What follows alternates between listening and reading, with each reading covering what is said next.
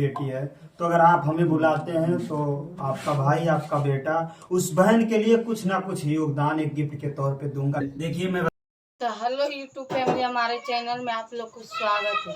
तो बहुत दिन बाद आज हमारी ब्लॉग आने वाली है, आप लोग प्लीज़ देखना। अमरनाथ के शादी के काली सच्चाई मैं बताऊं।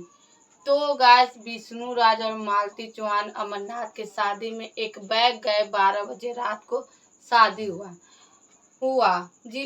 कौन सी मंदिर में हुआ है तो भी मैं बता रही हूँ, जो कि विष्णु राज के साली के जिस मंदिर में हुई थी उसी मंदिर। वो मंदिर में क्या है माजरा, उसी मंदिर में एक बैग अमरनाथ की शादी हुई।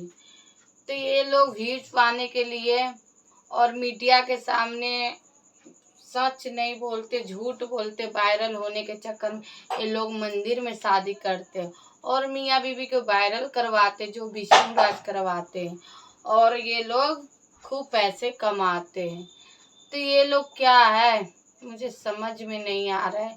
और विष्णु राज मीडिया के सामने बड़ी बड़ी बात कर रहे कि मैं कोई भी भाई अगर बहन के पैसे की जरूरत हो तो मैं मदद करूंगी। तो तुम क्या अपने बीवी के तो मदद अच्छे से करते नहीं, कलेशबाजी करते हैं, दूसरे को क्या तुम मदद कर सकते? तुम ऐसे हो नहीं, जितना बोलते हो ना उतना करते नहीं हो।